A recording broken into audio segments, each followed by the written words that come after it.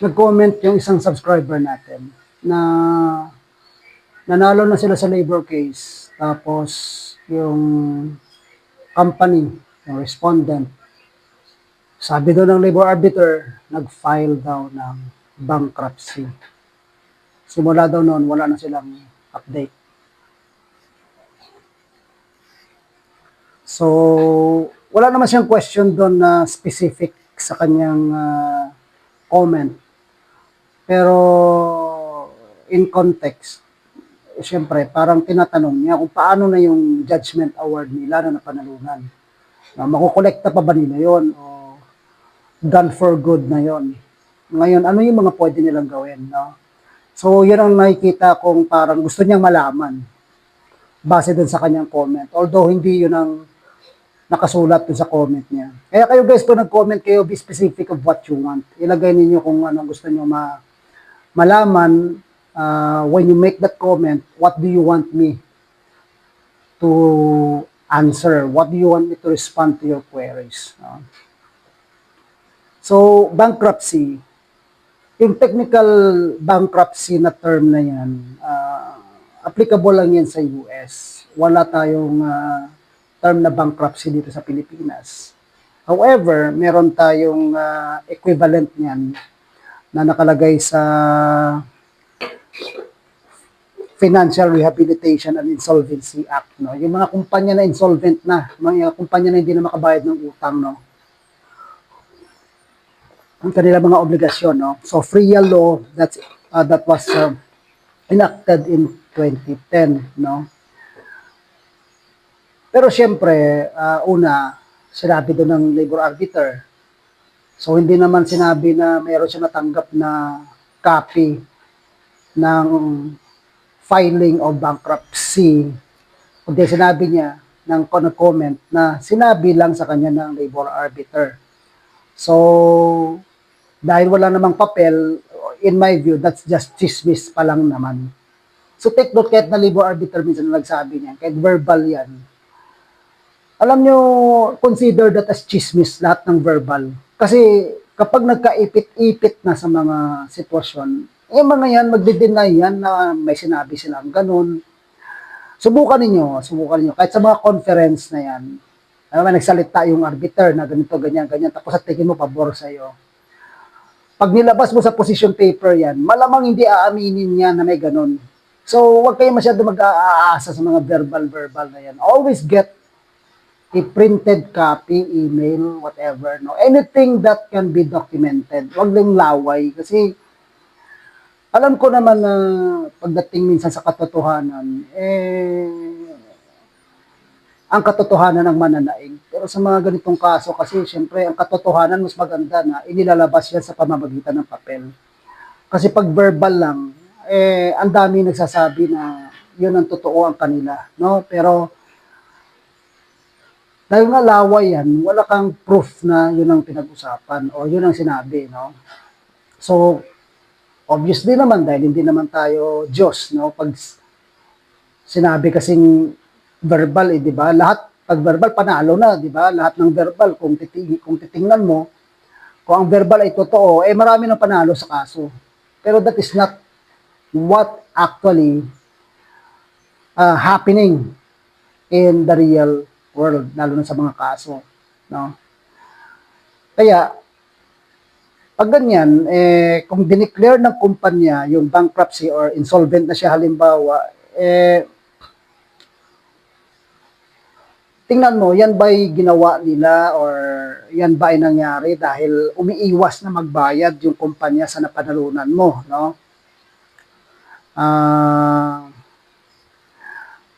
Ito yung mga steps na pwede mong gawin. I-verify mo muna kung totoo ba yung sinasabing bankruptcy claim na yan, quote unquote, no? So if that's case, if that's the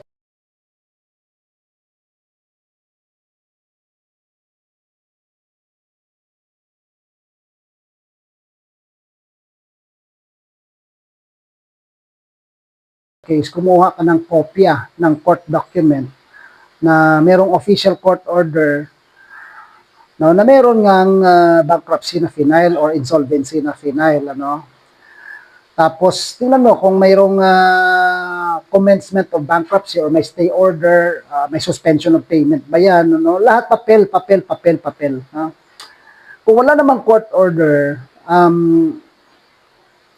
ang kumpanya active pa yan, solvent pa yan, ibig sabihin kaya pag magbayad niyan, chinichismis ka lang, ikaw naman wag ka magpapaniwala, no? So, pagka ganun, chismis lang, tuloy-tuloy ang execution process, sabi mo nanalo ka na.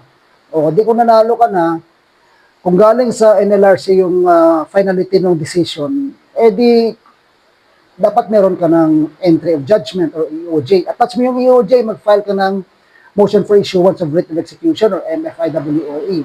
Ngayon, kung hindi naman yan umakyat na sa labor arbiter, sa NLRC Commission, sa labor arbiter na kayo natapos, kumuha ka ng certificate of finality o CF, then file ka ng MFIWOE, execute mo na ngayon.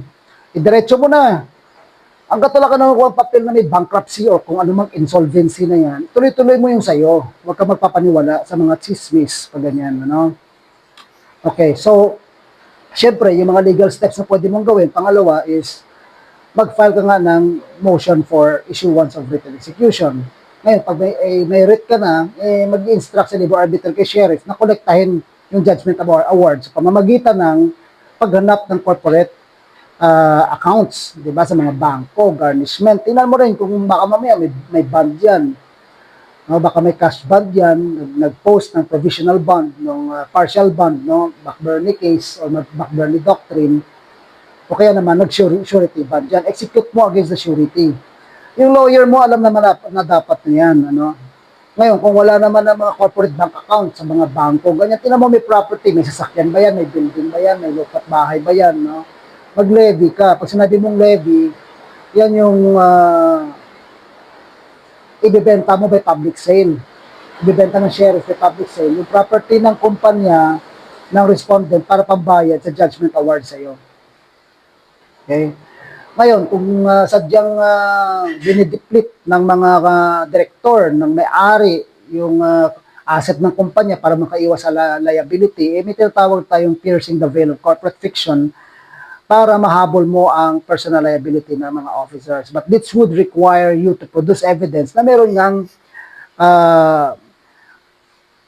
evident bad faith on the part of respondents and individual respondents, mga officers nila, no, para i-defeat ang claim mo, no. So, you file a motion to hold directors or corporate officers personally and solidarily liable under Section 31 of the revised Corporation Code. So, assuming naman na pagbigyan natin yung chismis na talagang totoo pala, tapos yung company talaga nasa formal na court-ordered rehabilitation under the Safria law sinabi natin, mag-submit ka ng final labor judgment. So, hanapin mo kung saan court na pending yan, tapos mag-file ka doon ng copy ng labor judgment, no, sa ina-appoint na receiver. Kasi kung nag-suspend or nag-insolvency na yung kumpanya na yan, tapos gusto magpa-rehab, malamang merong receiver na in-appoint yan. Doon ka mag-submit ng copy ng judgment na panalo ka na. So, i-reserve doon. Kung ano man yung maliquidate sa kumpanya, may bigyan ka ng parte mo kasi ikaw ay isang judgment creditor. No? Isasama yung judgment award mo sa court supervised rehabilitation plan kung nagpa-rehab yan para ma-structure yung payment. No? Ngayon, kung naka-liquidation na siya, halimbawa talaga nagbebenta na yung kumpanya, talagang magsasarado na, kung dinidissolve na, nililiquidate na, kayo mga empleyado dati, no, kayo yung may first preference regarding unpaid wages. Kasi mayroon tinatawag na hierarchy, no, pagdating sa mga babayaran ng kumpanya, mga obligasyon sa monetary claims, no, hierarchy of payment, pag mga ganyan ng mga creditors. So pag ganyan, may liquidator na inassign yan. So yung court-appointed liquidator, mag-file ka dyan ng formal claim. No? Yung monetary award mo, ipakita mo dyan, i-file mo na ikaw ay isa sa mga creditors ng kumpanya na mayroong mataas na hierarchy pagdating sa hierarchy of payments. Ng isang kumpanya na nililiquidate o sinasarado na, binibenta na yung mga assets kasi hindi na nga magtutuloy ng operation. Assuming na totoo yung sinasabi sa'yo, na bangkarote na nga sila ang kumpanya na yan. Kasi kung hindi naman totoo, hindi mo nga alam kung saan court nag-file ng bankruptcy na sinasabi mo, ng insolvency, puro chismis lang yan, wag ka magpapaniwala, ituloy mo ang execution.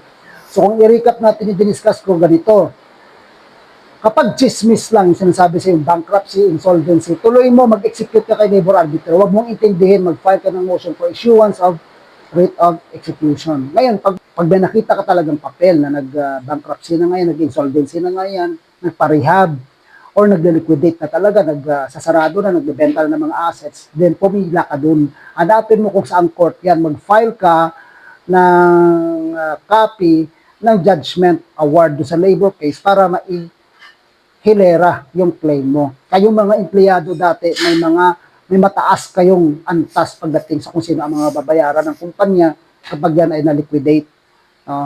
Merong hierarchy of payment, nasa taas kayo. May una din mga taxes sa gobyerno, ganyan. Tapos kayo yung mga labor liabilities. Mataas yung level niyan. So ipaprioritize kayo dyan kapag you-dispose ng mga assets. Okay? Ngayon, kung gusto mo pang malinawan, let me know. Mag-comment ka na lang kung may mga added facts pa yung kaso mo. And then, doon naman sa mga ibang nakikinig, kung may mga similar cases kayo, let me know. Mag-comment kayo and make sure na specific yung mga questions para masagot din natin. Thank you for watching and I hope to see you in my next videos. God bless. Ingat kayo kasi malakas ang ulan natin ngayon, lalo mga bumibiyahe, may mga lugar na baha, no? Sa mga panahon ngayon. Yung swimming pool umapaw na.